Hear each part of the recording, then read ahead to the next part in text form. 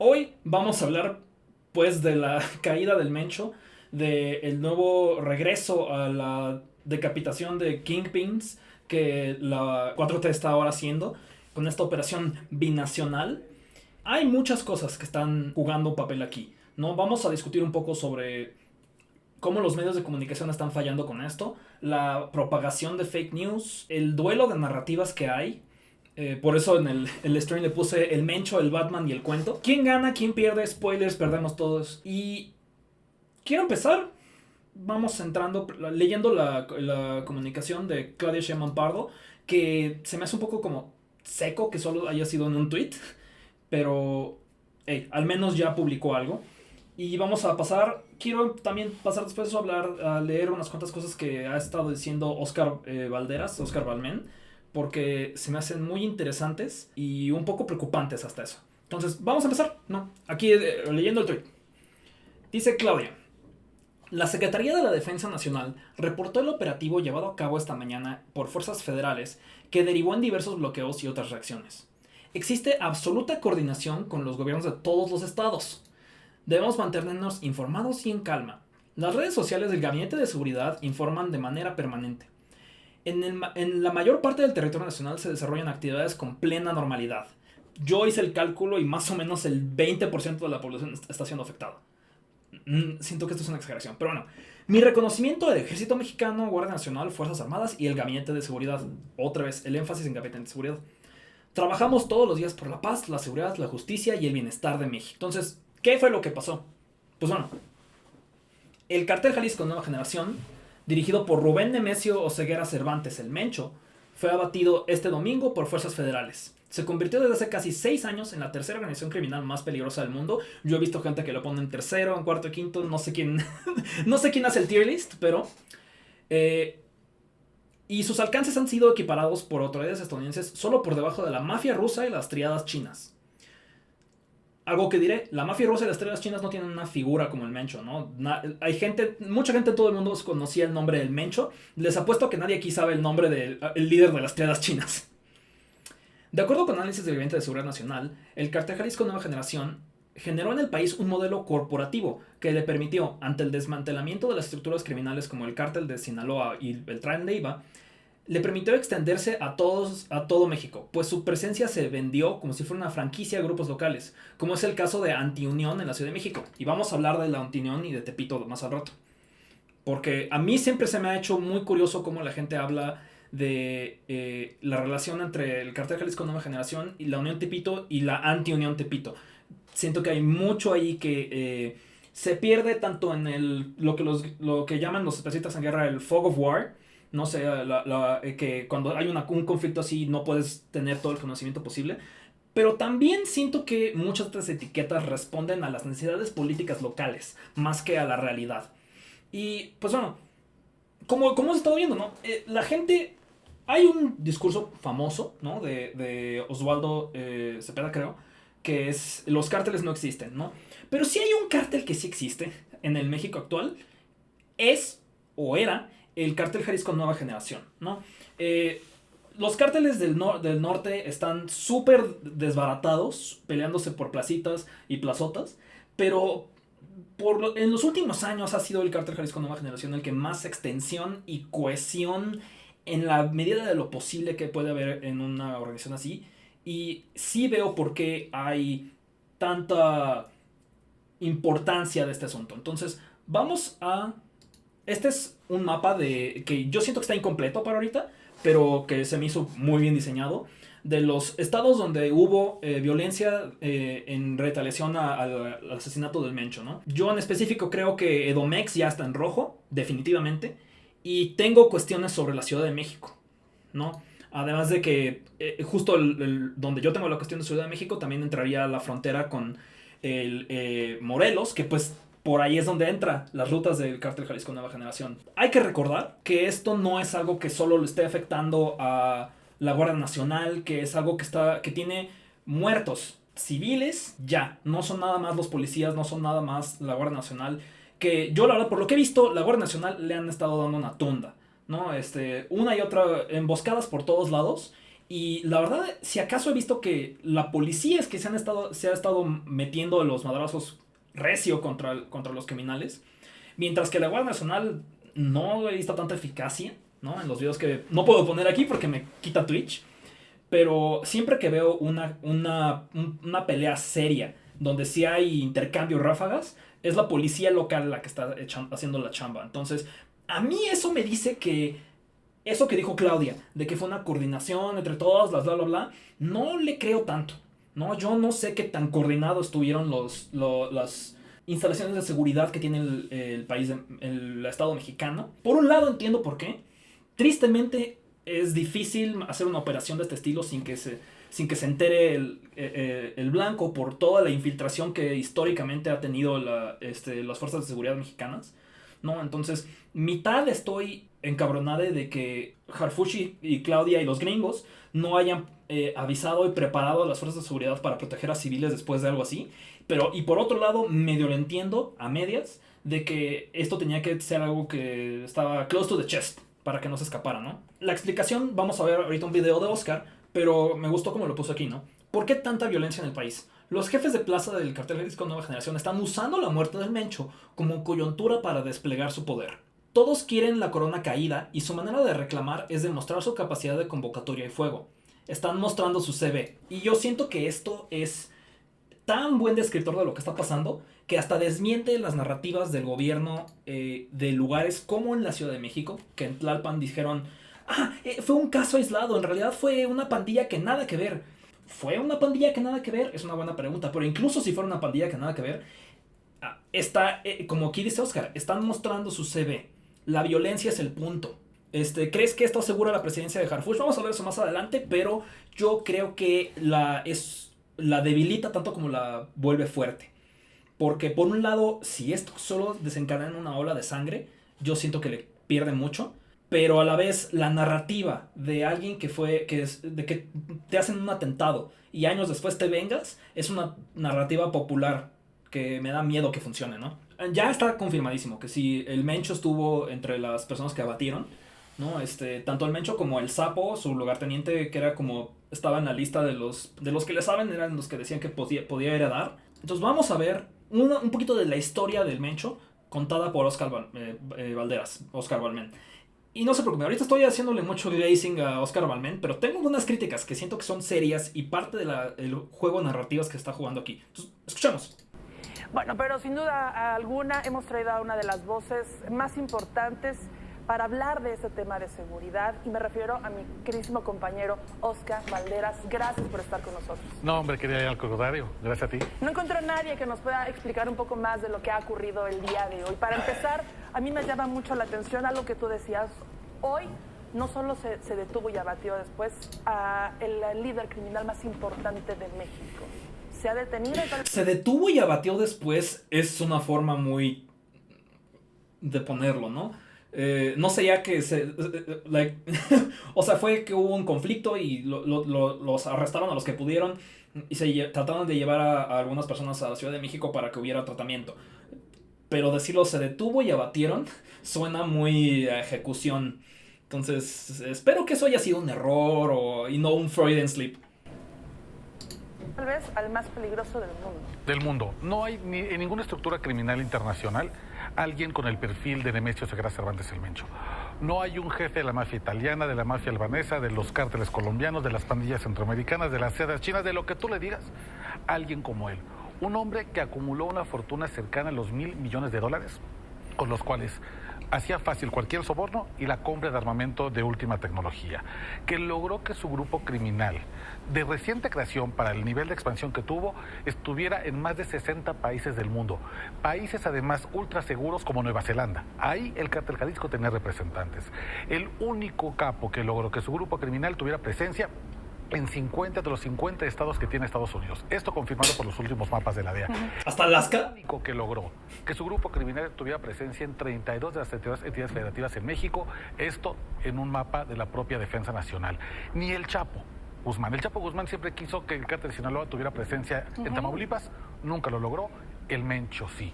Entonces, estamos asistiendo al funeral del criminal más poderoso del mundo. Sin duda, el hombre que va a cambiar o que ya cambió el mapa criminal del mundo. A ver, ¿en cuánto tiempo logra esto? ¿Cómo lo logra? ¿Cómo logra? Porque veíamos, venía de una facción de otro grupo criminal, pero ¿cómo logra él armar todo este poder? Es de que es interesante su vida porque es un joven nacido en Aguililla, Michoacán, que es la zona de Tierra Caliente, que crece admirando al grupo de los Valencia, que eran como el cacicazgo de la zona criminal, y aprende del cártel de Sinaloa que estás del Pacífico, te confiere una ruta en línea recta hacia Estados Unidos, que en los años 80 era todavía el mercado de drogas más importante, crea los matacetas y desplaza al cártel del Golfo de Michoacán y Jalisco. Él descubre una ruta que está 14,000 kilómetros más lejos que él, el sur de China. Y es cuando él aprovecha que está generándose un cambio en el mercado narcótico. Las drogas como la marihuana y la cocaína empiezan a ser muy complejas porque requieren de muchas cantidades de tierra, temporales, sequías, jornaleros, y empieza a gestarse el movimiento de las drogas sintéticas, las anfetaminas y las metanfetaminas. Entonces el Mencho aprovecha eso para buscar en Asia, en China principalmente, sociedades que le pudieran hacer fácil esta incursión en el nuevo mercado de drogas. Y esto hace que el tipo se haga millonario de la noche a la mañana, y con estos millones logra generar nuevos acuerdos. Luego el cártel Jalisco, el 1 de mayo de 2015, hace lo que yo le llamo su graduación en las grandes ligas. Tú te acordarás que fue el día en que el ejército mexicano desplegó un operativo, el operativo Jalisco, para detener al Mencho, que en ese entonces todavía era medio desconocido, y en respuesta el cártel Jalisco derriba una aeronave en Villa Purificación, asesina a 11 militares y 2 policías federales, y el desafío de ver que por primera vez en la historia de México un cártel derribaba una aeronave militar hace que los ojos del mundo, de las mafias internacionales, empiecen a fijarse en el cártel Jalisco. Que eso es algo, quiero recalcar que eso de derribar una aeronave es poco común. De hecho, no pasó hoy. Por más que ha habido, la verdad, fake news de que... yo predije cuando empezó la guerra en Ucrania que muchas de las armas en Ucrania iban a acabar en México. Y me preocupó específicamente los misiles Javelin. Pero por lo que he estado leyendo con gente que ha puesto la lupa mucho en el tráfico alrededor de Ucrania, lo que ha pasado a través de ahí no han sido tanto los Javelins, sino el entrenamiento, ¿no? Muchos mercenarios colombianos que forman parte del músculo grueso en algunos lados del cártel Jalisco Nueva Generación fueron entrenados en Ucrania, ¿no? Para combatir a Rusia. Y ahí conocieron a muchos de sus vínculos con el cártel Jalisco Nueva Generación. Y pues sí, hay que preguntarnos, ¿cómo carajos pasó todo eso? ¿No? De seguro no tiene nada que ver con servicios de inteligencia ni nada, pero bueno. El punto es que no hay misiles Javelin en México, y el derribar naves es muy poco común. Por más que hay mucha gente que crea que ya es hasta casi un cliché, siempre que haces una serie de narcos tienes que tirar mínimo un helicóptero, es muy poco común. Y el Mencho lo aprovecha y empieza a trazar alianzas con grupos criminales en África, en Asia, en Europa. Y además, una de las cosas que también convierten al Mencho en una leyenda del narcotráfico es la incorporación de tecnología.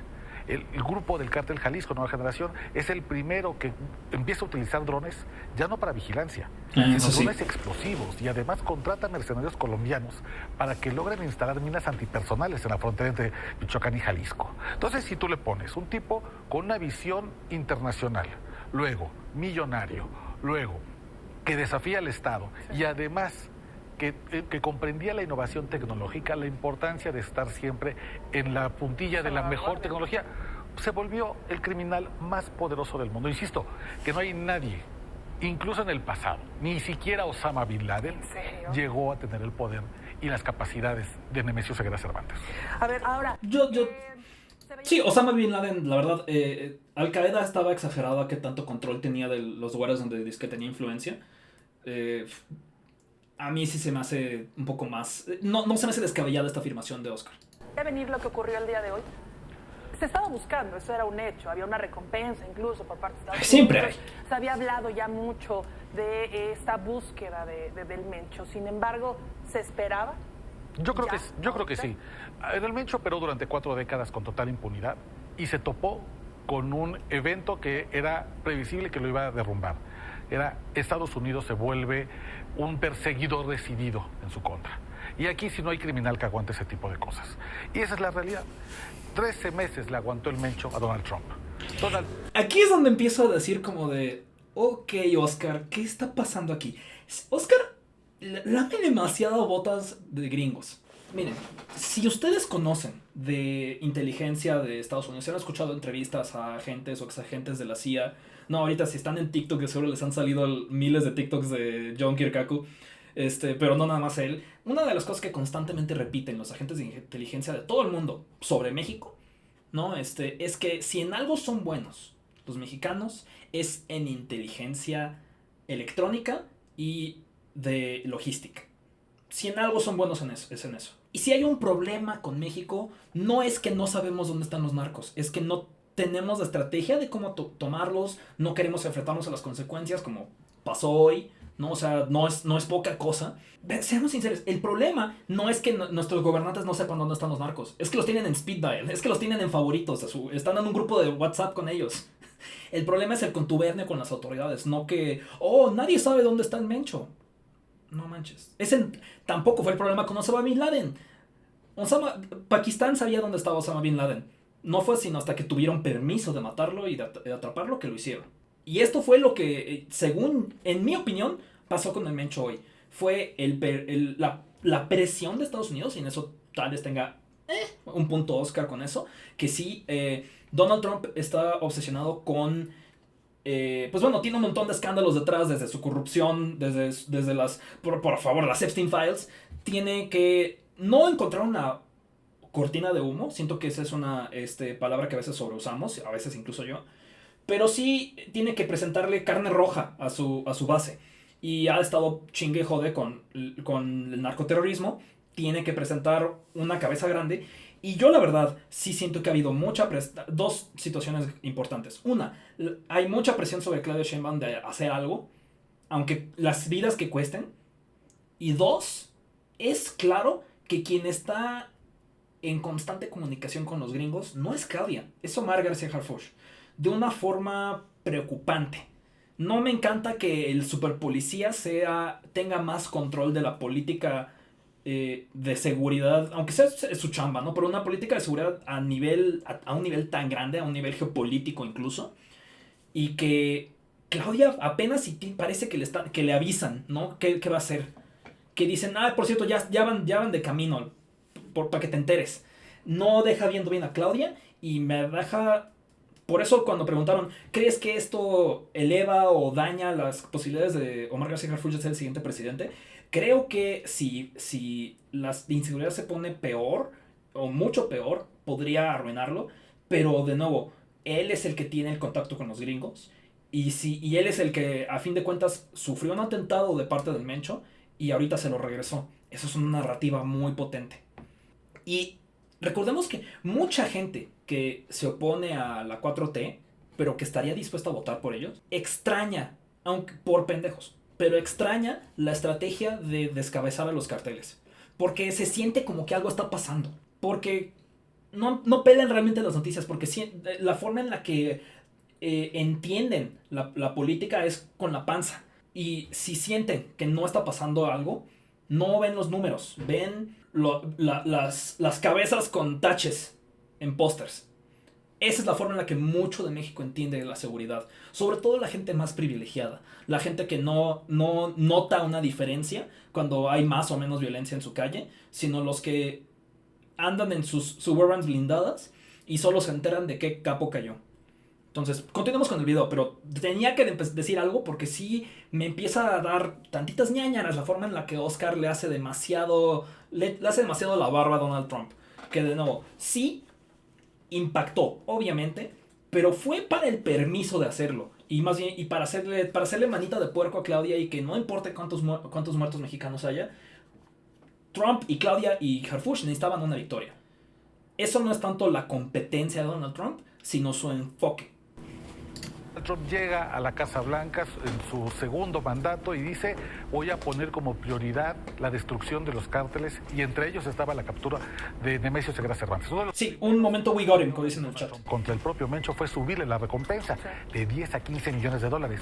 Y cuando el tío Sam te quiere, no hay escondite más oscuro donde te puedas ni poder esconder. tan fuerte, ni poder económico. Pues pero hay traiciones. Hay traiciones, hay intrigas, hay grupos de poder. El Mencho era un hombre ya enfermo, como tú comentabas, Eliana, con insuficiencia renal. Era probable que incluso llegara a una muerte natural. Por eso ya había mucho... También, la misma historia con Osama Bin Laden, de nuevo. Y cuando el tío Sam te quiere, no hay nadie que te pueda escudar, excepto el tío Sam. Movimiento de facciones dentro del propio cártel que estaban buscando cómo quedarse con esa estructura. O sea, tú me dices, todavía enfermo, él tenía el poder. Sí. Un poder vertical e indiscutible. Okay. Ahora, el problema es que el Mencho no tenía un heredero natural. Sí. Su hijo, el Menchito... Eso es problema para nosotros. Estados Unidos. Sus hijas están fuera de la estructura criminal en tomas de decisiones importantes. Y tiene un hijastro, Valencia, el 3, que realmente no está a la altura de las exigencias que tiene un capo que va a tratar de mantener unida a la empresa criminal más importante del mundo. Interesante, porque yo lo que he visto de otros analistas es justo que el 3 es el más probable. Me pregunto quién es el que cree Oscar. Digo que al final, ¿cuál de todos los capos es el que se queda al principio? Es de lo de menos, ¿no? Entonces, en esa sucesión desordenada, es probable que hubiera traición. Es chisme. Que hubiera intrigas, que hubiera gente que quisiera que el Mencho estuviera fuera de la jugada más temprano que tarde. Y todo eso se conjuga, claro, con un presidente de Estados Unidos que te ha puesto el dedo, la mira, y hoy lo vemos, un ejército mexicano que tiene la capacidad de llevar a cabo operativos importantes sin que se registre una baja militar. Y aquí es importante preguntar, Eliana, ¿por qué? Si el ejército mexicano, la Defensa Nacional, la Marina, con el sapo ya está muerto, David, que han demostrado hoy, no atrapa más capos. Bueno, porque muchas veces la detención de un cabecilla del crimen organizado es una cuestión de voluntad política, no de capacidad. Eso, ok. Oye, ¿Eso es cierto? Vamos a ir, si me lo permites. Pero si es de voluntad política, no de capacidades, entonces ¿por qué importa la presencia y la bravura de Donald Trump? Hay que tener más cuidado con cómo lo decimos. Y yo siempre, con Oscar siempre he tenido ese problema de que la forma en la que legitimó la frase narcoterrorismo me preocupó mucho. Y pues, pero salió ganón. El que se le cumplió el deseo fue a Oscar, porque, lo está prácticamente brincando de felicidad. Y, híjole, no sé. Miren, es muy preocupante lo que pasó y me sigue... quiero ponerles un tuit en específico que me molestó de Oscar, por el cual quise como sacar el tema. Oscar tuiteó hace 7 horas. A los delincuentes se les detiene, a los enemigos del Estado se les abate. Aquí dos posturas bastante válidas, ¿no? O sea, de gente con posturas políticas bastante alejadas. De Paola Zavala Saeb, que me tiene bloqueada, y es medio panista. ¿En qué ley se dice eso? No, si tú eres un liberal que le encanta seguir la ley al pie de la letra, ¿cómo andas presumiendo esto? Y si no eres alguien que lo que más te importa es la ley y te importa lo realista, tienes que saber que enemigo del Estado es una categorización política. Si el Estado tiene derecho a declararte enemigo del Estado y que no tienes derechos, el Mencho es un caso de miles. Enemigo del Estado fue ese chavito que en Sinaloa, si no mal recuerdo, hubo una marcha antes de todo esto en Sinaloa, porque unos soldados acribillaron a un chavito que fue a comprar comida de gatos. Eso es la consecuencia de este tipo de pensamiento que me preocupa mucho que Oscar esté hasta orgulloso de tener. Se me hace súper preocupante, sobre todo de alguien que, de nuevo, tiene una visión tan clara. Porque no hay persona en los medios que tenga una visión más clara que Oscar Balmain de cómo funcionan estas cosas. Y por eso me preocupa que tenga una postura tan francamente fascista. ¿Quién decide que es un enemigo del Estado? Tú no. Verga, a lo mejor ni siquiera Claudia Sheinbaum. Aquí parece que las únicas personas que decidieron quién cuenta como enemigo del Estado fueron Omar García Harfuch y Donald Trump. Y yo no quiero... O sea, recordemos que las primeras personas que fueron enemigos del Estado y que involucraron a Omar García Harfuch fueron los estudiantes de Ayotzinapa. Ahí lo dejo para consideración. Y también esto siento que llega un poco al fondo de la cosa que más me preocupa y que más me está causando ruido de esto de hoy. La categorización política, la designación de quién cuenta como... ¿Quién es Cartel Jalisco Nueva Generación? ¿Quién es Unión Tepito? ¿Quién es anti-Unión Tepito? ¿Quién es anti-Unión Tepito? ¿Quién es anti-Unión Tepito?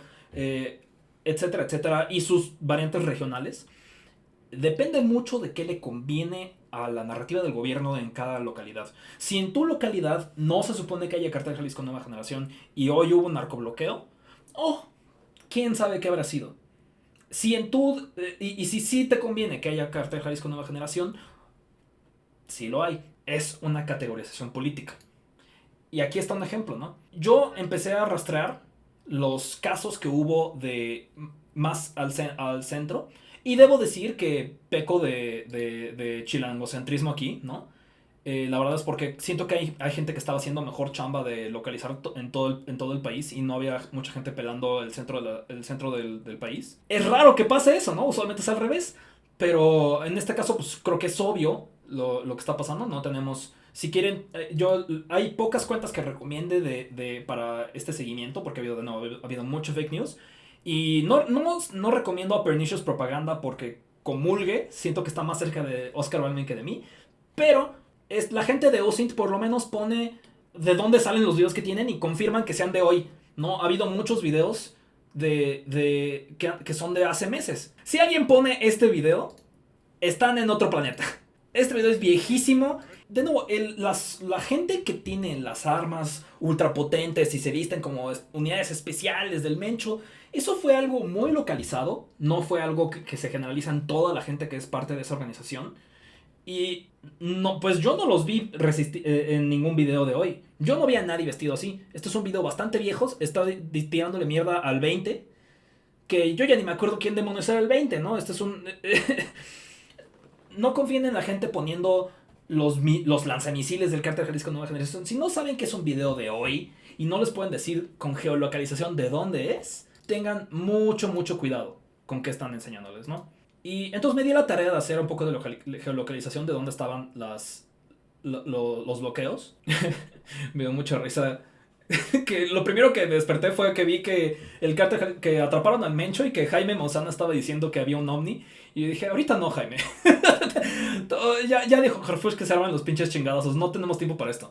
Pero me puse a ver. Empecé primero con este de aquí, que fue el más céntrico hasta ese entonces. Es en el circuito exterior mexiquense, más o menos entre Texcoco y Aragón, al norte, ¿no? De camino al AIFA. Luego pasó este de aquí, que fue a 5 cuadras del Metrobús Los Reyes, que me anduve peleando con gente que lo estaba posteando y no decía cuál era. Así que aquí puse el tag. Es Los Reyes La Paz Edomex, pero no está en la avenida, en la colonia La Paz, está en otra avenida, etcétera, etcétera. La gente, lo que empecé a notar es que la gente pone en qué página de Facebook de vecinos se encuentra estas cosas, en lugar de meterse a Google Maps y decir, o irse y checar si está en llamas el Oxxo. Y aquí fue cuando encontré ¿no? El primer narcobloqueo que ubico ya en la CDMX. Ubicado en Tlalpan, más o menos en la carretera federal a Cuernavaca, no la de paga.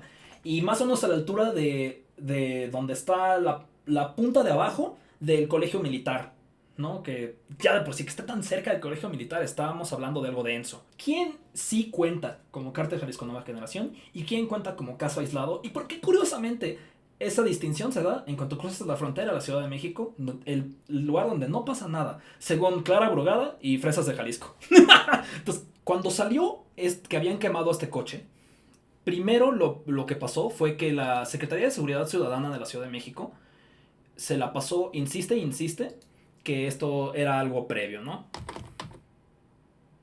Si vemos, han estado spameando la misma respuesta a toda la gente que ha estado hablando de este lugar. La SSC informa, personal del SSC tomó conocimiento del incendio de un vehículo sobre la carretera México-Cuernavaca, en la alcaldía Tlalpan, en donde no se reportan personas lesionadas y los bomberos laboraron para apagarlo. De acuerdo con los primeros reportes, el vehículo fue utilizado el día de ayer en una agresión con disparos de armas de fuego.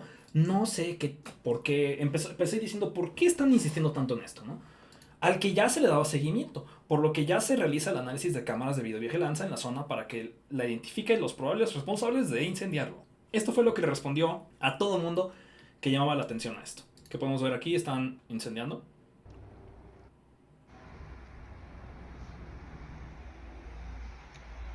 Y hay un autobús aquí detenido. Esto es importante también.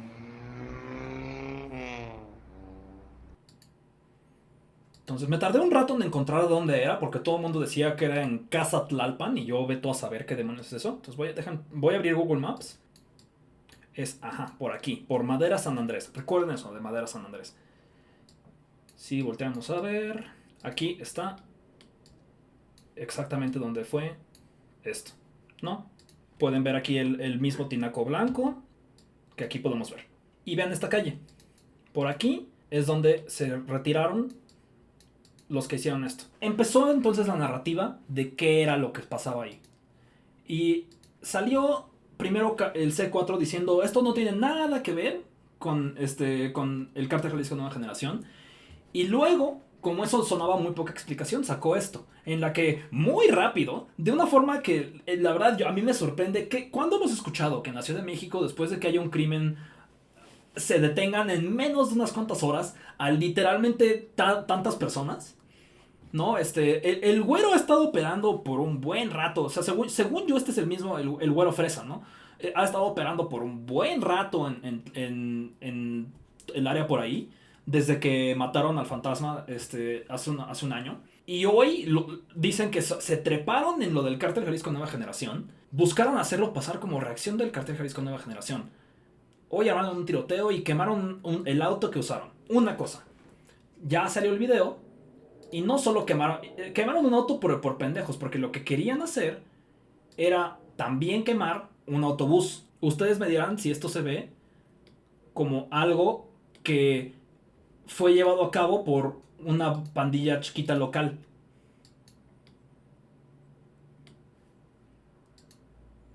El güero creo que es cercano a la familia michoacana. De nuevo, están presentando su CV, ¿recuerdan? Oscar Balmén es un lamebotas de Trump, pero tiene razón en cómo operan estas cosas. Están updateando su LinkedIn, ¿no? O sea, ¿qué cuenta y qué no cuenta como Cártel Jalisco Nueva Generación? No vamos a saber. Acaban de matar al Mencho. O sea, no sabemos cómo se va a ver esto en un año. Dicen, mi mamá trabaja en el TSJ y le han llegado anuncios y probablemente no vaya a trabajar. Sí. ¿Alguien que trabaja en Guadalajara? ¿Qué dicen en sus chambas? Cerraron un montón de escuelas. Pero ven, aquí incendian el coche y el camión, pero lo incendian bien mal y no dura ni un segundo la llama. No, entonces, en mi opinión, sí, se ven incompetentes. Tal vez no eran los cracks del Cártel Jalisco Nueva Generación. Pero algo interesante que quiero señalar de esto, ¿no? Su cuerpo está en la CDMX. Sí, el cuerpo del Mencho ya está en la CDMX. El del Mencho y el del Sapo. Y otros más que murieron. Algo que me interesa señalar de esta área donde fue, observemos qué tipo de negocios hay por aquí. Para quienes no sepan, por aquí hay muchas tiendas de madera, muchas madererías. Por toda esta área se vende mucha madera. Y yo no sé, no tengo pruebas en las manos, porque no es algo que les interese a las autoridades tener. Pero recordemos que uno de los problemas más grandes del área por aquí de la Jusco son los talamontes. Los talamontes son un problema constante por esta área. Y esta es la carretera que utiliza el Cártel Jalisco Nueva Generación para traer cosas a la Ciudad de México.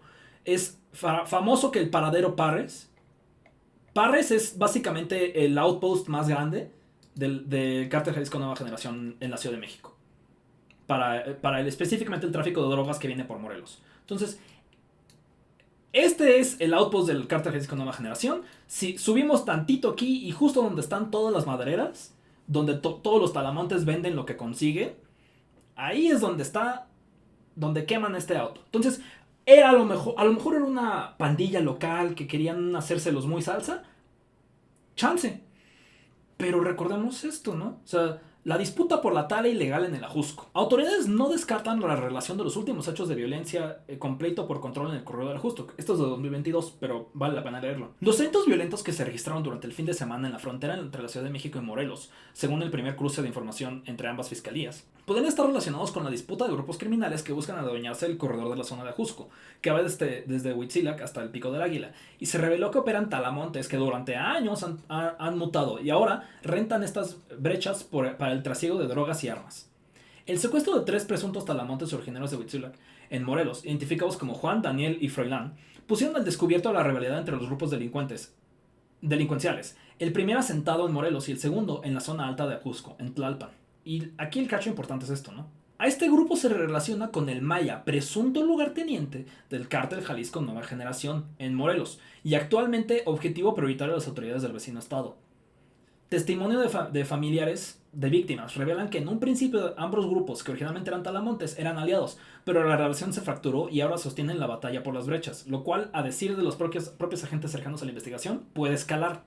En la zona y a manera de trabajo preventivo, elementos de la Guardia Nacional realizarán rondines en cooperación con fuerzas locales de Morelos como de la ciudad. Y algo que también noté hoy mucho fue que, en efecto, hubo un montón de operaciones de ambientales a lo largo de todo el sur, el suroeste de la Ciudad de México, ¿no? En Coajimalpa, de nuevo, los faunos estuvieron desplegadísimos para cosas disqueambientales, pero que a mí me suena como que en cuanto les llegó la noticia dijeron, hay que fortalecer todo el área de los dínamos, hay que fortalecer, porque, no, para la gente que cree que el Cártel Jalisco Nueva Generación no está en la Ciudad de México, hay competencia, pero hay cachos muy firmes y muy transitados por el Cártel Jalisco Nueva Generación, porque es la capital del país, es obviamente. Entonces, a mí sí me sacó mucho de onda, pero sí, como alguien preguntó que si estaba el cuerpo del Mencho aquí, y sí, están aquí ya los presuntos retos del Mencho. También una razón por la cual en el centro de la ciudad no ha estallado la violencia como fue en la periferia fue porque pues en toda el área que controla el Cártel Jalisco Nueva Generación, que es el norte de la ciudad, el área de Catepec, el norte de Tepito, etc., estaba repleto de patrullas, sobre todo los que conectan el aeropuerto de la Ciudad de México con el hospital a donde fueron a hacer las pruebas al cuerpo del Mencho. Y pues el aeropuerto, que fue el que más seguridad recibió, pues es simultáneamente el lugar donde más control tenía el Cártel Jalisco Nueva Generación. El Cártel Jalisco Nueva Generación, si algo tenía en la Ciudad de México, era un control absoluto del tráfico que ingresaba a través de contrabando del aeropuerto, ¿no? Eso es algo que se me hace muy importante señalar, ¿no? Tal como dijo Carlos Cofié en un muy buen tuit, esto no es algo que pase en algunos estados, es algo que está pasando en todo el país. De diferentes formas, a veces más crudo, a veces más tranquilo. Obviamente esto le está impactando más a Jalisco, a Michoacán y a esas áreas ahorita, pues porque de ahí esos son los bastiones de este cartel, ¿no? Pero no hay lugar que sea inmune totalmente la violencia de esto. Ni siquiera del Cártel Jalisco Nueva Generación. El atentado contra Harfuch, si no mal recuerdo, fue en el norte de la ciudad, en el centro de la ciudad, ¿no? Quiero decir que fue en Polanco, pero a lo mejor me equivoco. O sea, no hay un lugar seguro en el país de esto. Y tratar de sacar privilegiómetros a mí me está preocupando mucho, ¿no? Yo sí me frustré mucho con este tweet que dijo que existe algo así como una Sofi de Milpalta que se espanta porque, ay, ¿son cohetes o son balazos? Totalmente absurdo, es ridículo pensar que no hay zonas rojas de narcoviolencia en CDMX, sobre todo considerando que sí hubo un cacho así y que es parte de la narrativa del gobierno. Es parte de la narrativa del gobierno que la CDMX está segura. Quieren que pensemos que en la capital todo es miel sobre hojuelas. Quieren que nos desconectemos de las periferias. Quieren que nos desconectemos de la lucha por la justicia y por la paz. Quieren que nos quedemos en nuestro pollo de la CDMX de las zonas fresas, que nos vayamos a comer otra hamburguesa de 300 pesos que nos sirva un hipster de We Are Young y que no peleemos lo que está pasando. Porque la verdad es que, y algo que ya me encabroné cuando esta tipa me dijo que no estaba pasando nada, que si no eres de Jalisco ni hables, que revise los datos, le tuve que contestar esto. La queja real aquí es que el privilegio blanco y ser clase media sí es un escudo en la CDMX, pero no en Zapopan. Y eso es lo que les molesta. A la gente que tiene alergia a la solidaridad y alergia a ver las cosas de forma sistémica, que solamente operan de en qué me afectó a mí personalmente, algo totalmente entendible, pero que en casos como esos tienes que cerrar Twitter y ir a terapia, ¿no? O sea, como aquí dijo Misha, vamos a leer este hilo de Misha. Voy a meter mi cuchara y me vale verga a quien le parezca mal. Hay mucha gente que más que agarrarse a tuiteazos necesita contención emocional.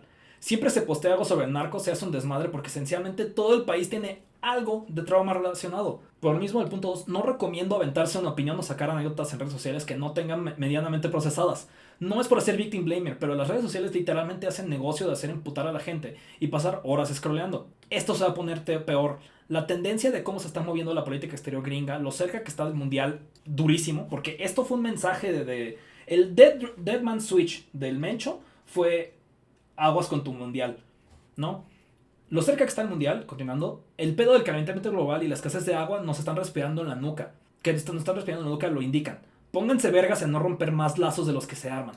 Y es que esto es algo vital, porque a mí lo que me encabronó de este tweet y de la alergia a la solidaridad que mostró es que, de nuevo, no culpo a Laura de tener este mensaje, culpo al gobierno de tener un mensaje de todo aquí está en calma. No te preocupes, aquí no pasa nada. Quédate callado, tú deja que Harfush se encargue, deja que el Batman se encargue. Tú lo que tienes que hacer es flojito y cooperando. Ignora que cuando esto no pase en tu estado. Porque eso es lo que me molesta de cuando la gente con un poco más de privilegio de lo normal pele solo cuando le afecta a sí mismo. Porque este tipo de gente no pela cuando pasa en Chiapas. No pela cuando pasa en Oaxaca. No pela cuando en Chiapas secuestran a pueblos enteros para reclutarlos. Solo pelan cuando es el cártel que les toca a ellos. Y eso me frustra mucho, ¿no? Es que claramente el foco de la violencia está en Jalisco, pero la política exterior gringa arrasa con todo. Hace más de un mes fue Venezuela, sí, y la pista de que esto iba a pasar es que durante esta semana empezaron a bombardear a pescadores mexicanos random en Veracruz también. No fue idéntico a lo que pasó en Venezuela, al grado de que hasta me pregunto si a Claudia no le dijeron, ¿es el Mencho o eres tú, mija? Y ahí sí, yo no creo incapaz a Donald Trump de hacer eso. Mucha de la violencia que va a venir va a ser reajustes de cuentas que ya no está el Mencho protegiéndote, toma.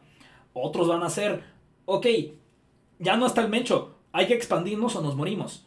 Ya no está el Mencho, X o Y, ¿no? O sea, es el problema de la estrategia de decapitación, que desencadena en violencia en todas sus facetas. En venganza, por aprovecharse, porque si no eres tú el más violento, no vas a ser el que sobreviva. Y eso no se mantiene en la estructura estricta y vertical, que si había un cártel vertical, era el cártel Jalisco Nueva Generación, pero incluso así, de nuevo, por algo estaba diciendo que a lo mejor el 03 no va a ser el heredero, porque es muy difícil mantener la cohesión de este cártel. ¿Por qué? Porque un cártel no es una estructura que, o sea, esta gente no sigue las leyes, no tiene una Biblia, no tiene una estructura ultra formal, por más que quieran a veces hacerlo, no duran. Así no es como funciona la estructura del crimen organizado y de los especialistas de la violencia. Funcionan con varias capas. Funciona de la capa del chavito que vende la droga o que avisa, el halcón que avisa que ahí viene la policía.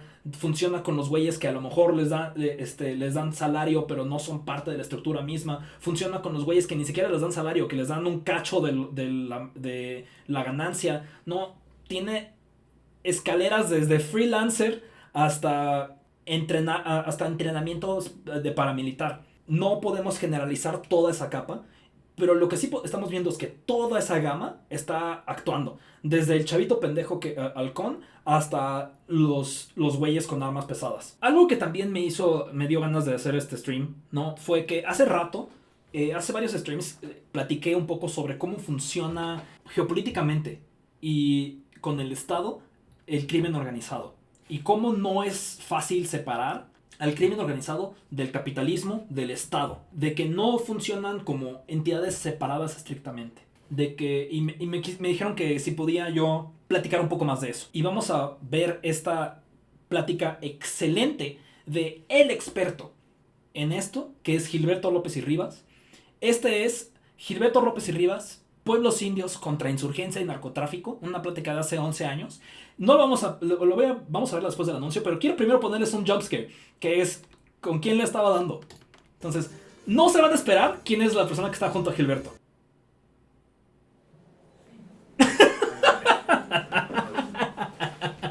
¡Ay, qué tiempos aquellos! Cuando la gente de Morena decía que el ejército funcionaba más que nada como contrainsurgencia, que no le importaba realmente combatir al narcotráfico porque le convenía que reprimiera movimientos como el ZLN. ¿Qué tiempos aquellos donde Jesús Ramírez Cuevas, una de las voces más fuertes y poderosas en la 4T y más controversiales, era capaz de sentarse junto a Gilberto López y Riva, aquel que fue asesor del ZLN en los tratados de San Andrés? Y vamos a escuchar esta plática que está buenísima y explica muy bien cómo realmente opera el narcotráfico, más allá de que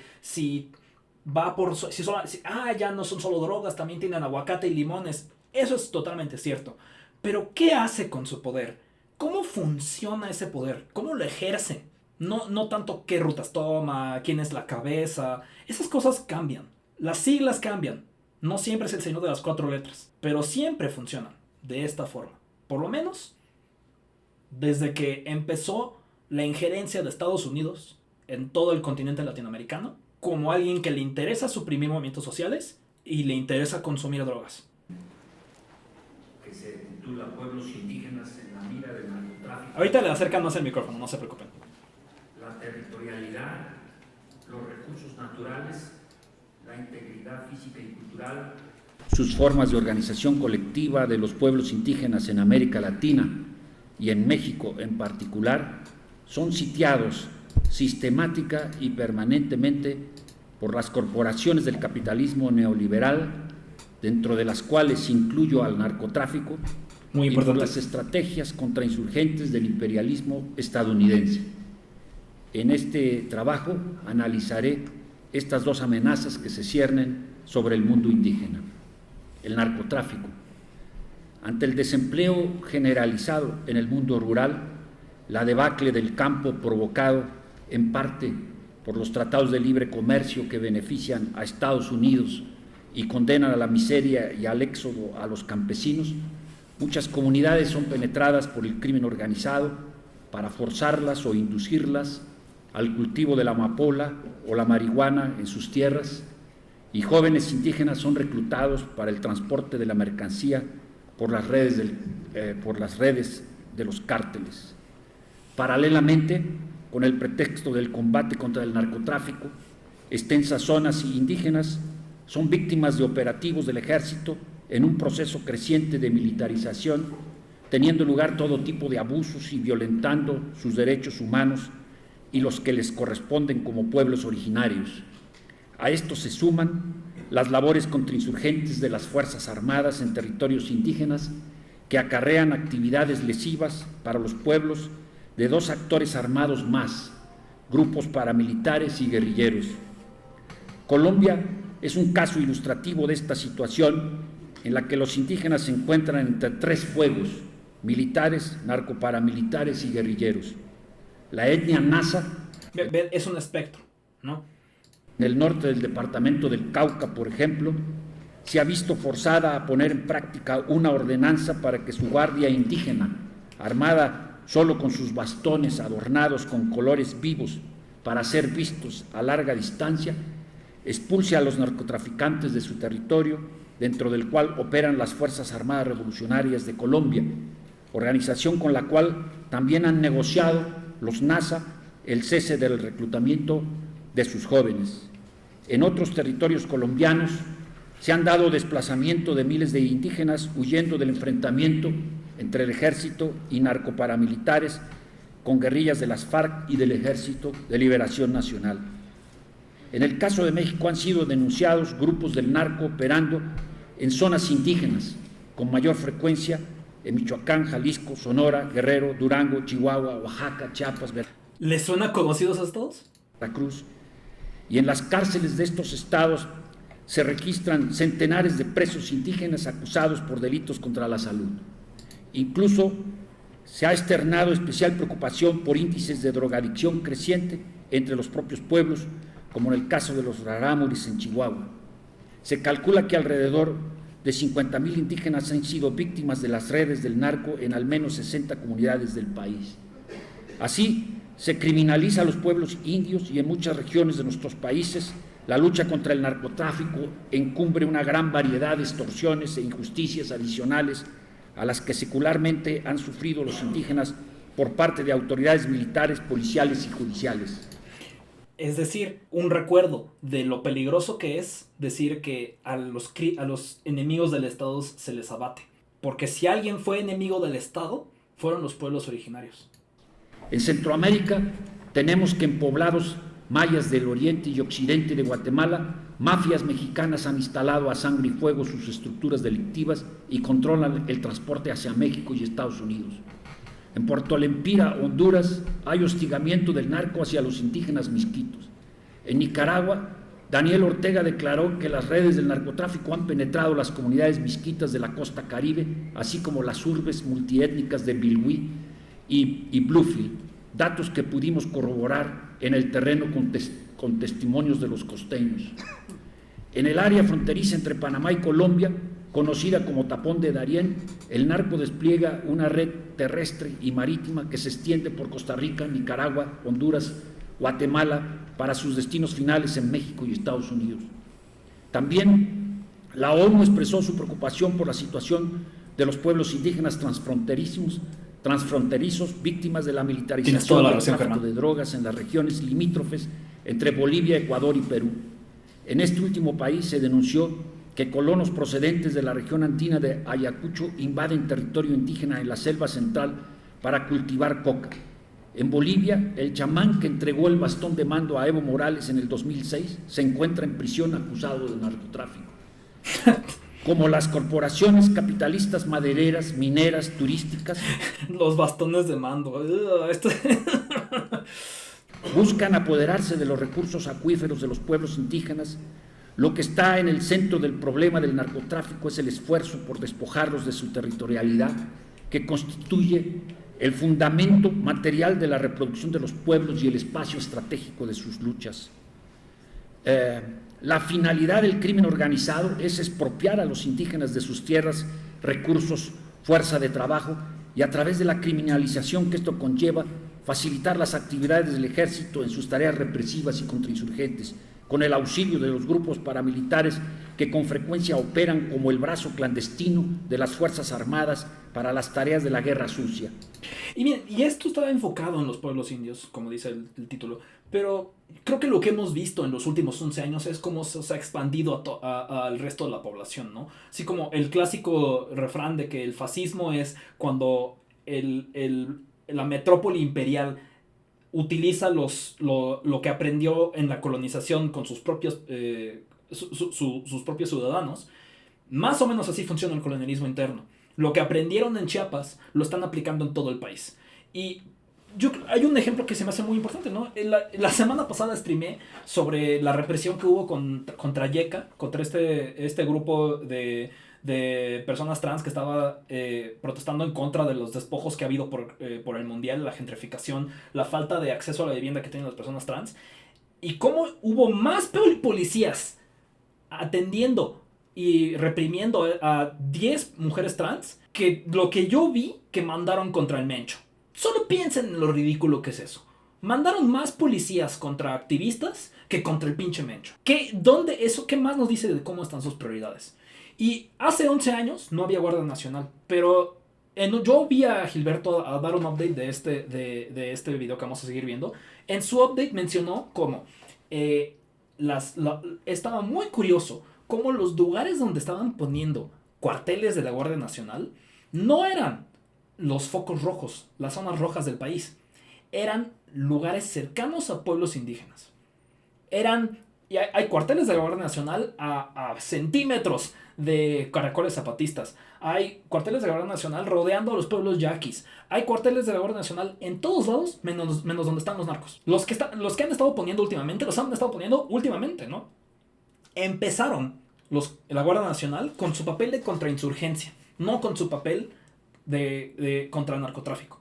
Porque a fin de cuentas, como vamos a ver, ese no es su papel. Desde luego que ello representa una problemática sumamente compleja, que en los hechos significa un conflicto permanente por la tierra mercancía y también por los recursos naturales, estratégicos y patrimonios culturales tangibles e intangibles de los pueblos indígenas, todos ellos considerados mercancías. La militarización con fines de lucha contra el narcotráfico no trae de ninguna manera una disminución de las actividades delictivas, como lo prueba el caso de extensas zonas de la República Mexicana bajo virtual ocupación militar. En el plano mundial, el caso de Afganistán es ilustrativo, ya que con la ocupación neocolonial de las Fuerzas Armadas de Estados Unidos y sus aliados, se intensifica a más del doble la siembra y el trasiego de drogas. El colega canadiense Michael Chudovsky, en su trabajo ¿Quién se beneficia del comercio del opio afgano?, afirma, y cito: en la trastienda de las drogas existen servicios de espionaje estadounidenses, empresas importantes e intereses financieros Y desde este punto de vista, el control geopolítico y militar de la ruta de las drogas es tan estratégico como el de los oleoductos. El grueso de los beneficios asociados al comercio mundial de las drogas no se los apropian los grupos terroristas y los señores de la guerra. Resulta una amarga ironía que la presencia militar estadounidense ha servido para restablecer en lugar de erradicar el tráfico de drogas. En otras palabras, las agencias de inteligencia, las grandes empresas, los traficantes de drogas y el crimen organizado compiten por el control estratégico de las rutas de la heroína. Una gran parte de los multimillonarios beneficios de las drogas están depositados en el sistema bancario occidental. La mayoría de los grandes bancos internacionales y sus filiales en los paraísos fiscales extranjeros blanquean enormes cantidades de narcodólares. Y hay otro update de ese entonces. Estábamos todavía hablando de heroína en estos momentos, ¿no? Qué tiempos aquellos con la heroína. Ahorita estamos hablando de fentanilo, ¿no? Y aquí ya tiene que empezar a jugar un papel China y todo eso. Vamos a lo mejor hablar de eso más al rato. Pero quiero hablar un poquito de qué pasó después con la heroína, ¿no? Antes de que dejara de ser popular. Primero estamos 2001. La siembra de heroína cae durísimo en Afganistán. Una vez que Estados Unidos toma control de Afganistán, 93% de la droga del mundo viene de Afganistán. Eso es después de que Estados Unidos toma control de ese país. ¿Y cuándo deja de ser popular la heroína? Bueno, encaja bastante, curiosamente, con la retirada de fuerzas de Estados Unidos de Afganistán. Estados Unidos estuvo en Afganistán hasta el último momento en que la heroína seguía siendo la droga más popular. En cuanto dejó de tener popularidad heroína en el mundo, en cuanto fue sustituida por opioides más fuertes, ahí fue el momento en el que Joe Biden dijo, ¿saben qué? Pues ya vámonos. Ni un segundo antes. Coincide, pero perfecto, la presencia de Estados Unidos en Afganistán con el suministro de droga y su popularidad. 1 a 1. Esto que está diciendo hace 11 años Gilberto López y Rivas se mostró total y completamente. Desde hace varias décadas y en reiteradas ocasiones han sido denunciados los operativos de la Agencia Central de Inteligencia y otros organismos de inteligencia occidentales en el trasiego de drogas con la finalidad de financiar sus gastos militares en Centroamérica, Vietnam y ahora en Afganistán. Recordemos la forma como la CIA cubrió sus gastos ocasionados por la contra nicaragüense a través del trasiego de droga en sus aviones sin supervisión alguna. El periodista Michael Gallant Smith sostiene acertadamente que el régimen de Estados Unidos aprovecha el narcotráfico para afianzar su dominio en el continente americano, en especial en América Latina. El aparato de propaganda del régimen estadounidense ha difundido en el orbe la imagen de que Estados Unidos es la víctima mundial del tráfico de estupefacientes, mientras las autoridades de ese país fingen combatirlo. ¿Cómo es que la nación más poderosa del mundo en el plano económico y militar es impotente para derrotar al narcotráfico? La respuesta es clara. El narcotráfico es aliado perfecto de Estados Unidos. El narcotráfico dota al régimen de Estados Unidos de un flexible mecanismo de control interno, da pretextos para presionar a otras naciones, en especial latinoamericanas, y fortalece la economía estadounidense al exportar inflación mediante lavado de dinero. Decomisos ocasionales de narcóticos, arrestos espectaculares de jefes del narcotráfico, tiroteos con muertos, imágenes conmovedoras de jóvenes adictos y robos violentos relacionados con las drogas son solo parte del espectáculo con actores reales montados por la propaganda del régimen de Washington. Pensemos, digamos en voz alta otra vez, los arrestos y asesinatos de capos famosos del narcotráfico son parte del espectáculo de Washington. Es algo que hay que tener en mente hoy, en esta operación binacional. Y pues sí, mucho de lo que dice aquí sigue siendo cierto, ¿no? Se sigue Estados Unidos haciéndose la víctima de que son las verdaderas víctimas del tráfico de drogas, como si la gente recurriera a los opioides como el fentanilo por gusto y no porque Estados Unidos se rehúsa a tener un buen sistema de salud que atienda las necesidades de una población con dolores crónicos brutales que no pueden ser atendidos porque todo cuesta un chingo. ¿Cómo quieren que no acabe? Pero en lugar de atender eso, o incluso atender la entrada de fentanilo a Estados Unidos, creen que la solución es decapitar capos. ¿Por qué? Porque lo que están tratando de atender no es la crisis de fentanilo, es la crisis de popularidad de Donald Trump. La delincuencia organizada actual no es más que la cara clandestina del sistema capitalista neoliberal, con su violencia inherente, desbocada, psicópata y sin mediación política que la encubra. Esta rama empresarial es altamente rentable desde el punto de vista económico, tanto financieramente como a partir del hecho de que Estados Unidos es el principal proveedor de armas de los grupos del narco. The Independent daba a conocer en el 2004 que el tráfico de drogas es la tercera mercancía mundial en generación de efectivo tras el petróleo y el tráfico de armas. También la llamada guerra contra el narcotráfico es especialmente funcional una vez desaparecida la Guerra Fría para justificar las tareas represivas del Estado capitalista transnacionalizado y para los planes de dominación estratégica de los centros imperialistas hegemonizados por Estados Unidos. Los estados transnacionalizados se caracterizan por el vaciado de sus tareas sociales y de sus responsabilidades frente a las grandes mayorías de nuestros países y el fortalecimiento de sus afanes de control autoritario de la fuerza de trabajo, la criminalización de las resistencias y de todo tipo de disidencia, incluso las de carácter estrictamente democrático. Escucha, vamos a expandir un poco de eso, ¿no? El Estado se vacía de su papel, excepto como fuerza represora. ¿Cómo podríamos describir eso? Tal vez con dos palabras: militarización y austeridad. Dos palabras que describen perfectamente cómo ha operado la 4T y el gobierno gringo.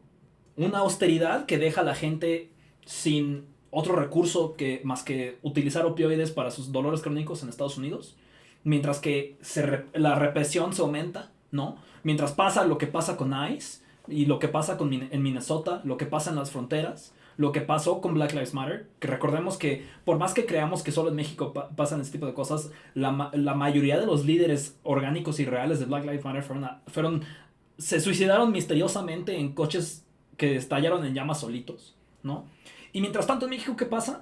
Recortes a salud, mientras sube los gastos militares. Eso, y que EU mete droga a comunidades de minorías para disrumpir todos los movimientos de resistencia. Por eso las panteras les urgían a sus miembros mantenerse sobrios. Por eso también el EZLN, por más de que yo tenga una política antipunitivista que busca que sean de criminalizar la mayoría de las drogas para evitar que haya un crimen organizado que pueda sacar provecho de eso, el EZLN prohíbe el consumo y la siembra en sus territorios. ¿Por qué? Porque, de nuevo, no solo es por dos factores. Uno, que la gente, los servicios de inteligencia y de contrainsurgencia utilizan las drogas y el alcohol para volver a la gente adicta, y que eso debilite la organización interna, que eso exacerbe los problemas internos de las organizaciones, que sea más fácil volver a alguien. Si alguien es adicto, si alguien es alcohólico, es más fácil sobornarlo con un pomo. Si no, ¿con qué lo sobornas?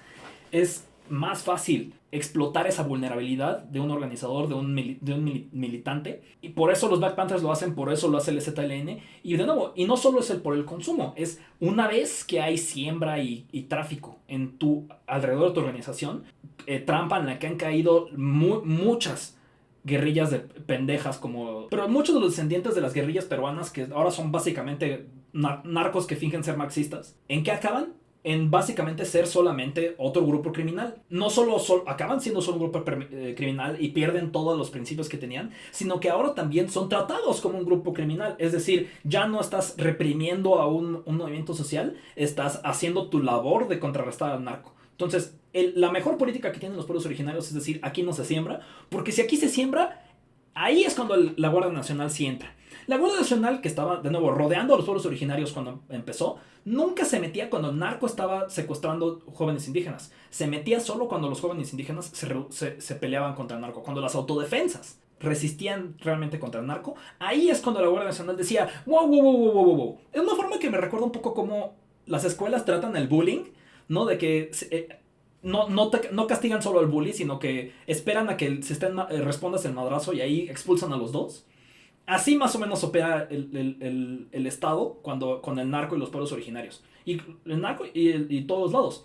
Y pues no es coincidencia que algo que no mencionó Oscar sobre el Cártel Jalisco Nueva Generación es que su gran éxito y por qué se pudo expandir tan rápido es que se pudo infiltrar en los grupos de autodefensa de Michoacán.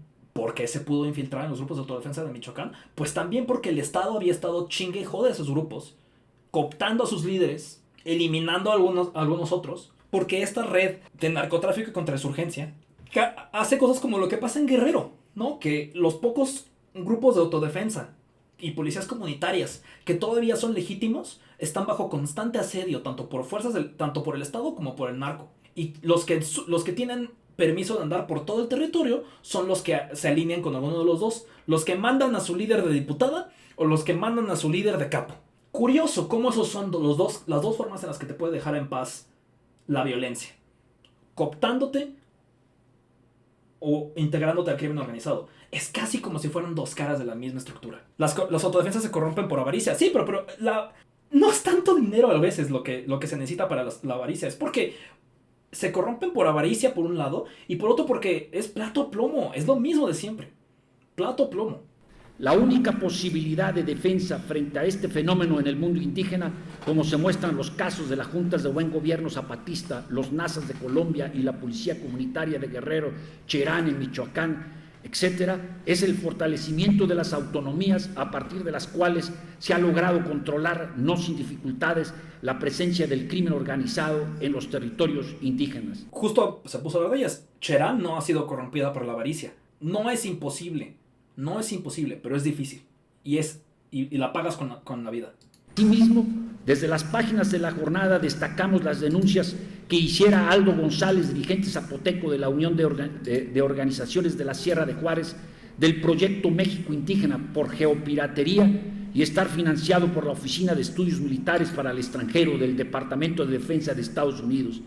En la coordinación del proyecto estaban los profesores de la Universidad de Kansas, Peter Hidalgo y Jerome Dobson, quienes pretendieron acusar a Aldo de ostentar falsamente una representación comunitaria y estar políticamente motivada y hacer cargos sin fundamentos. Pasados 5 años desde que se desató esa controversia y escritos ya numerosos artículos e incluso un libro sobre el caso que recientemente presentó su autora aquí, Oaxaca, Empirismo Militante y Pensamiento Geográfico, podemos constatar que las imputaciones de Aldo tenían razones y bases sólidas. Hoy sabemos que el proyecto México Indígena constituye parte de las conocidas expediciones Bowman, que de manera concisa implicaría la utilización de la geografía para el mapeo de regiones de interés estratégico para Estados Unidos con fines militares, geopolíticos y de beneficio corporativo. Uno de los opuestos teóricos más importantes, la razón de ser de las expediciones Bowman, proviene del teniente coronel Geoffrey Tamares, quien antes de formar parte del proyecto México Indígena como uno de sus analistas principales, contaba con una hoja de servicios muy distinguidos en favor de los esfuerzos contra insurgentes del imperialismo estadounidense en América Latina.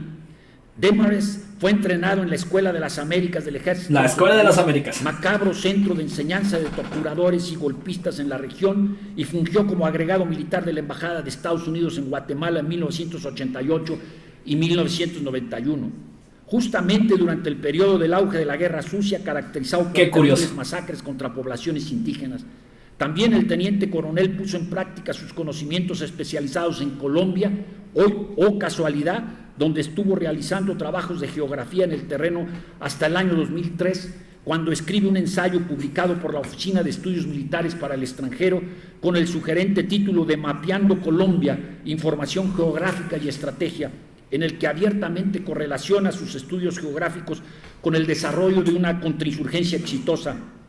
Este experto castrense sostiene como su hipótesis principal de trabajo que la propiedad comunal es la matriz de la criminalidad y de la insurgencia. ¡Órale! Es más, en un libro de texto de su autoría titulado Geopropiedad, Asuntos Externos, Seguridad Nacional y Derechos de Propiedad, señala que la posesión informal y no regulada de tierras favorece el uso ilícito y la violencia, y en consecuencia propone la privatización, y cito, como el único camino para el progreso y la seguridad de América Latina.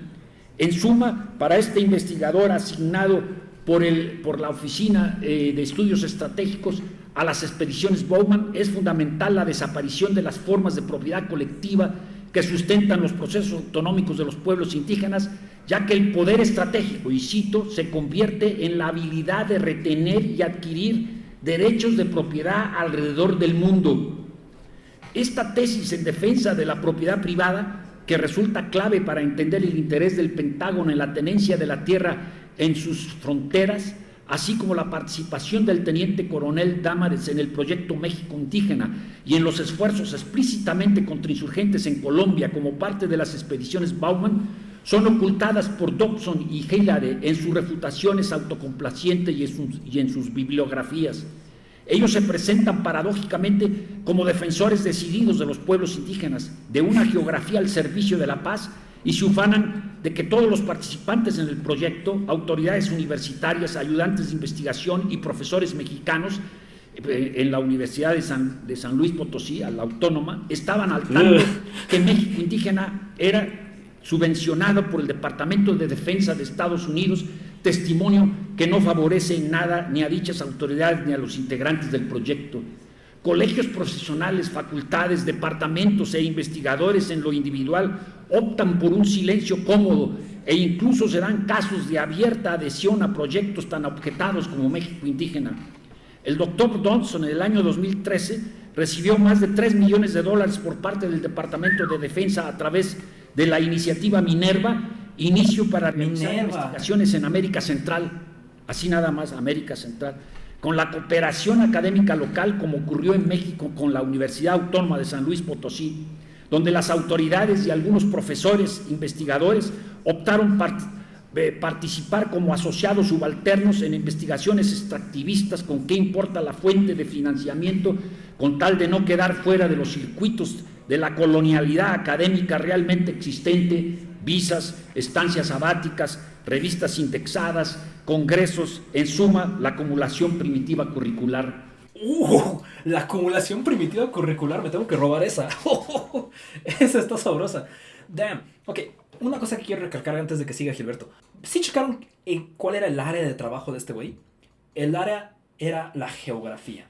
Hay una razón por la cual muchos pueblos originarios, si ven a buzos o a montañistas o alguien investigando sus cuevas, sacan los machetes.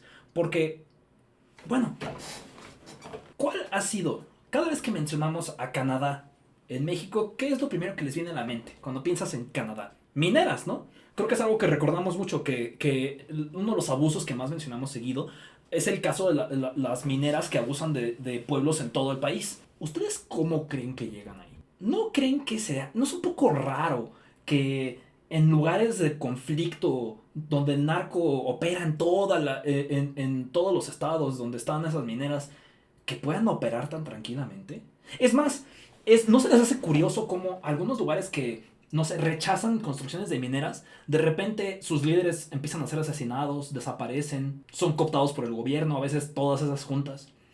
Y una vez que ya la comunidad pierde toda la lucha que tenía, ¡pum!, aparece una minera. Y como hay un ciclo así muy, muy, muy común entre las mineras. Sí, las mineras y sus death squads. Pasa recientemente en Sinaloa. Hay un caso de una minera que a mí me llama mucho la atención cerca de Tapachula, ¿no? De nuevo, uno de los lugares donde hay más presencia militar, más presencia indígena, también más presencia del narco. Donde grupos del Cártel Jalisco Nueva Generación primero despejaron un área para que hubiera una mina, limpian el lugar de pueblos originarios para que pueda haber una mina. La mina es canadiense. De repente la mina deja de sacar tanto dinero para los canadienses y la abandonan. Y los narcos dicen, ¿saben qué? Yo le continúo. Entonces la mina pasa a ser a manos completamente del narco. Sí, creo que se les ha enseñado en otros streams como hasta no lo hacen sutilmente. Yo lo encontré porque en Google Maps los mismos narcos lo estaban subiendo fotos de ellos saludando ahí como, hey, trajimos aquí la maquinaria para seguir extrayendo este mineral. ¿Cómo se involucra el Estado en todo eso? Ya vimos cómo entraron las mineras, el capitalismo. Ya vimos cómo entró el narco, expulsando a los pueblos originarios. ¿Cómo entra ahí el Estado? Bueno, el mineral que extraen de esa mina cerca de Tapachula es un mineral cuyo único comprador es Pemex. Es un mineral que solamente sirve para refinerías y solamente sirve para extracción de petróleo. No tiene prácticamente ningún otro uso.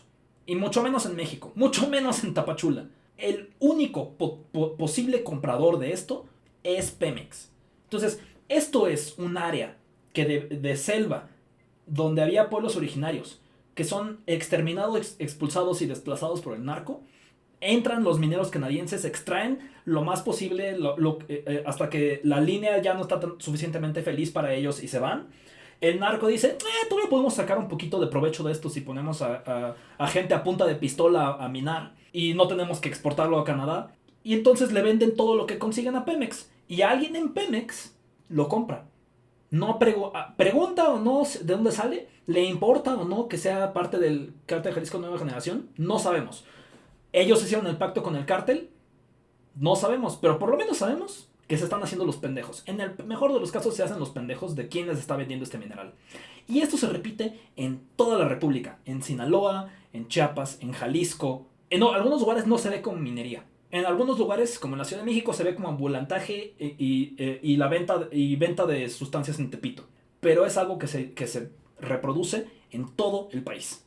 Las mineras canadienses solo son el pez más gordo, pero hay carroñeros. Por cierto, ningún colegio profesional de antropólogos, geógrafos, sociólogos o psicólogos de nuestro país, tampoco de los economistas, ha organizado una reunión pública o de sus agremiados para debatir en torno a la utilización de Estados Unidos de sus respectivas disciplinas en los quehaceres contrainsurgentes de nuestros territorios o en las guerras y ocupaciones neocoloniales en otros lares. Tampoco parecen preocupados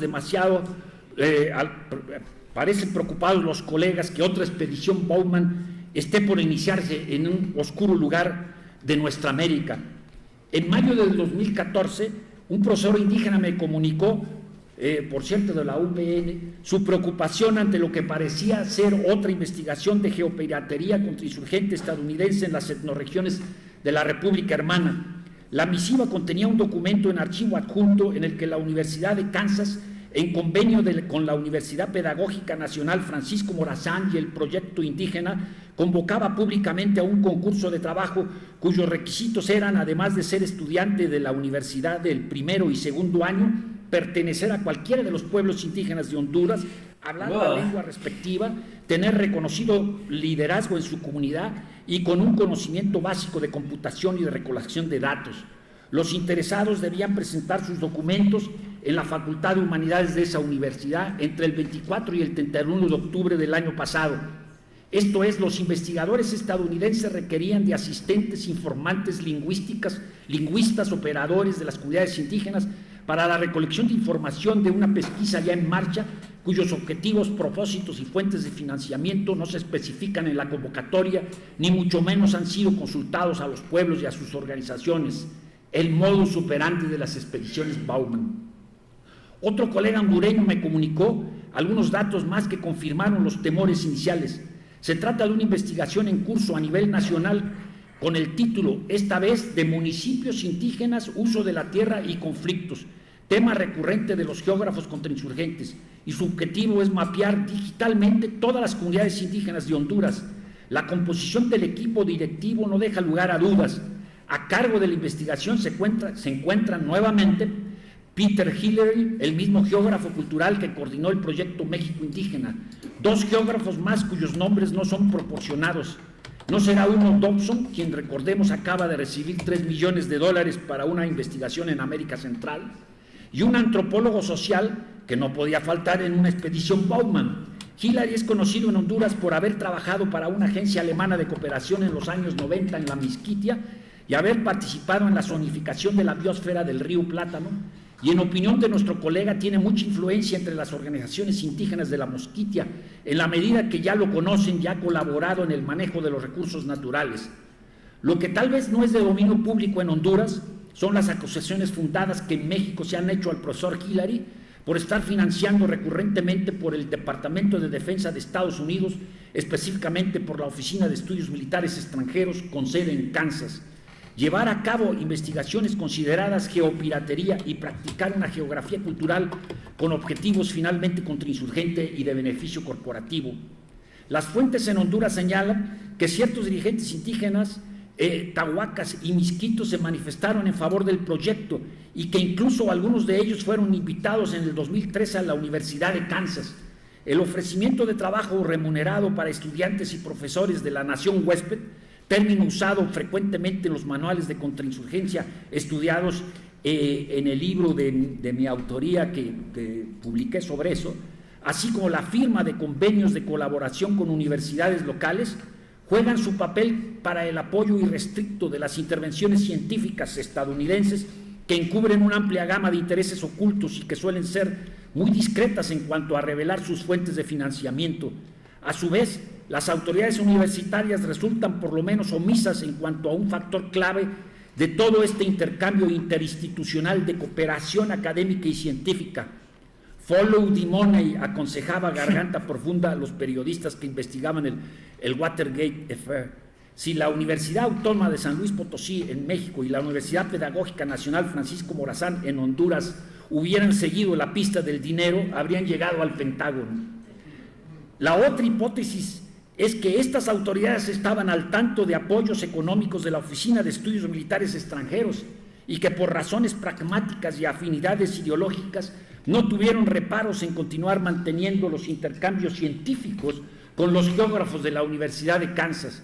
En esta dirección resulta significativo que en un promocional de la Sociedad de Geógrafos Americanos, SIG, sobre el proyecto México Indígena, como prototipo de las expediciones Bauman, se ostenten los logos de la Universidad Autónoma de San Luis Potosí, la Universidad de Kansas, la Universidad de Carleton, Canadá, la Secretaría de Medio Ambiente y Recursos Naturales de México, junto al logo muy visible del Foreign Military Studies Office del Departamento de Defensa de Estados Unidos. De guerra. Para creerlo.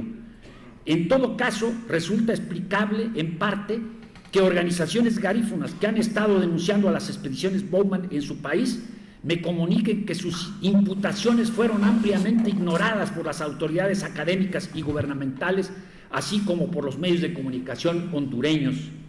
No es una casualidad que Honduras, país que ha sufrido un cruento golpe de Estado con el apoyo soterrado de Estados Unidos, con un importante movimiento ciudadano indígena negro y popular brutalmente reprimido, con una cauda de muertos, desaparecidos, presos y torturados, y con al menos 8 bases militares estadounidenses y esclaves de inteligencia de ese país en su territorio, sea objeto de una expedición Bauman. Recordemos que los geógrafos contrainsurgentes aparecen en momentos de plena movilización, como por ejemplo en Oaxaca, cuando la Asamblea Popular de los pueblos de Oaxaca estaban en pleno apogeo. Con seguridad, los pueblos de Honduras, como los de México y otras partes de América Latina, sabrán responder a este extractivismo académico imperialista. Gracias. No sé qué está haciendo el camarógrafo aquí de jueguitos, pero antes de acabar, dio un muy buen punto. Como se recrudeció todo el crimen organizado justo cuando la APO estaba en su apogeo. Cuando estaba en su apogeo. Para cerrar con el qué pedo con el narco, qué pedo con el Estado, qué pedo con el capitalismo, creo que es momento de recordar un poquito Ayotzinapa, qué fue lo que pasó y por qué los desaparecieron. Porque esto nos va a dar una clave de por qué decapitar narcos no es suficiente. Porque esto es algo total y completamente sistémico. Entonces, pues recordemos qué fue lo que pasó esa noche. Hasta lo que podemos recordar, ¿no? Porque pues gracias a ciertas personas cuyo nombre empieza con O y termina con Mar García Harfuch, es más difícil saber la verdad. Pero hasta donde sabemos, lo que pasó es que lo que pasó con los estudiantes es que tomaron unos camiones para venir a una protesta del 2 de octubre en la Ciudad de México. Estaban ya perseguidos por la policía, ¿no? Ya los estaban queriendo reprimir. El crimen organizado estaba en comunicación constante con todos los niveles de gobierno de Guerrero, ¿no? Todo lo local de Ayotzinapa, del municipio, del estado, del pueblo, el alcalde, todo el mundo estaba en el mismo chat grupal, lo más cercano a eso. En constante comunicación estaban los criminales, el ejército y los políticos. Cuando toman estos camiones para venir a la Ciudad de México en ellos, algo que es muy común que hagan los normalistas, resulta que esos camiones estaban siendo utilizados por el crimen organizado para llevar droga, ¿no? Estaban atiborrados de droga esos camiones. ¿Qué fue lo que pasó? El Estado ayudó al crimen organizado a desaparecer a los 43 estudiantes, no solo porque el Estado siempre ha estado intentando chingarse de la normal rural de Ayotzinapa, sino porque cuando encontraron esta droga en estos camiones, eso ponía en evidencia cómo la ruta entera es algo que las autoridades tenían conocimiento y participación total. Fue el objetivo de desaparecer a los estudiantes de Ayotzinapa, fue encubrir toda esta cadena productiva de droga, toda esta cadena del tráfico que pasaba por Guerrero, que sigue pasando por Guerrero, que ahora es de los lugares de los puntos más sangrientos de esta cadena, porque a fin de cuentas este encubrimiento no salió bien, ¿no? Se desencadenó en mucha gente perdiendo sus chambas, mucha gente poca gente yendo a prisión, solamente los más cínicos solamente los que encajaban en la verdad histórica que hizo Peña Nieto. El objetivo de lo que pasó en Ayotzinapa fue encubrir el contubernio entre las autoridades y el Estado, y la forma en la que se ejecutó fue con esa misma participación simbiótica que tienen el Estado y el narco en reprimir movimientos sociales como son los normalistas. No, los normalistas, que son el centro de la organización del país, la memoria viva de la izquierda mexicana es el normalismo. Los más aguerridos siempre es la banda de la gente y los normalistas, los estudiantes. Una y otra vez la vanguardia de las luchas. Son la gente que más tiene en la cabeza. Sí, los tratan de pintar como ignorantes, como vándalos, etc. Pero, híjole, agarra a un normalista y ponte a platicar con él de teoría y de práctica, y no hay nadie que les gane. Por eso siempre están bajo la mira tanto del narco como del Estado. El momento que más cambió la política mexicana, que fue Ayotzinapa, de las últimas décadas, es el ejemplo perfecto de cómo opera el narco en todo el país, de cómo opera con las autoridades, y de cómo, pues, de nuevo, las autoridades no solo ya sabían dónde estaban los líderes de los rojos, etc., pues estaban en comunicación constante. No era necesario la CIA para encontrar dónde estaba el Mencho. Las autoridades ya sabían dónde estaba. Era necesario la CIA para presionar a este país, para por fin atraparlo, y como la prioridad era darle gusto a Trump y no proteger al país, se desencadenó en una ola de sangre que costó por lo menos 27 vidas civiles, además de un montón de gente de la Guardia Nacional y quién sabe cuántos narcos. Y eso solo es el día 1.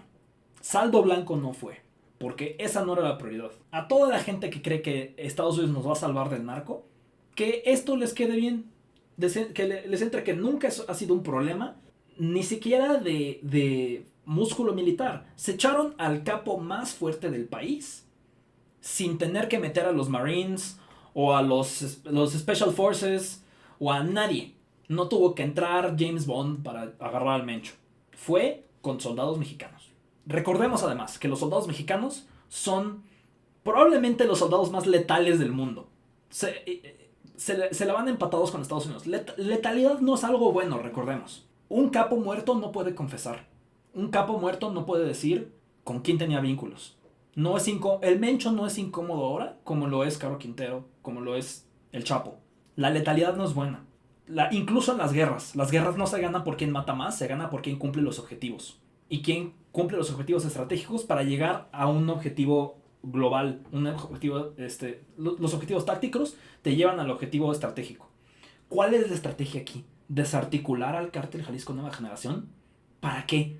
¿Para desencadenar otra ola de violencia como las que hacía Calderón? ¿Cuál es el objetivo aquí? ¿Cuándo podemos decir que ganamos? Para mí, en 2016, la respuesta era cuando estén los militares en sus cuarteles y podamos enfocarnos en los temas sociales, económicos y geopolíticos que alimentan el crimen organizado. Eso fue la promesa con la cual llegó Andrés Manuel López Obrador. Cumplir eso que les acabo de decir. Y fue su primera y más grande traición. Y ahora estamos regresando a la misma estrategia que llevó a la 4T al poder. Decapitar capos como lo hacía Calderón.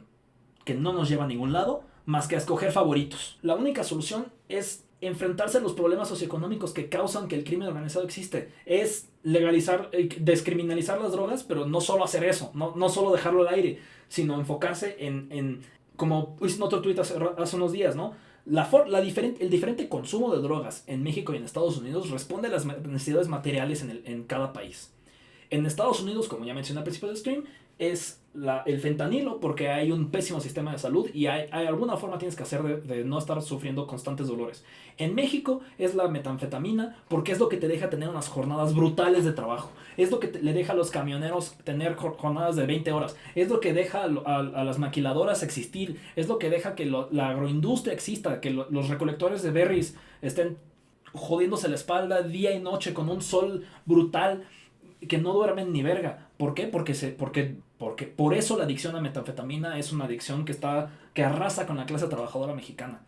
En un país que acaba de pasar una terrible reforma de jornada laboral que reduce disque a 40 horas, pero que en realidad deja en una forma súper vulnerable a cantidades brutales de la clase trabajadora. A esas cosas responden el consumo. No, incluso a veces la gente que habla de Estados Unidos el mayor consumidor de drogas, lo hace de una forma moralina, lo hace de una forma como AMLO lo hacía, con una moral judeocristiana, donde es tu culpa comer drogas, consumir drogas o comer aguacate o usar limones, es tu culpa. Si tan solo tú no escucharas narcocorridos, esto se solucionaría. Tampoco es eso.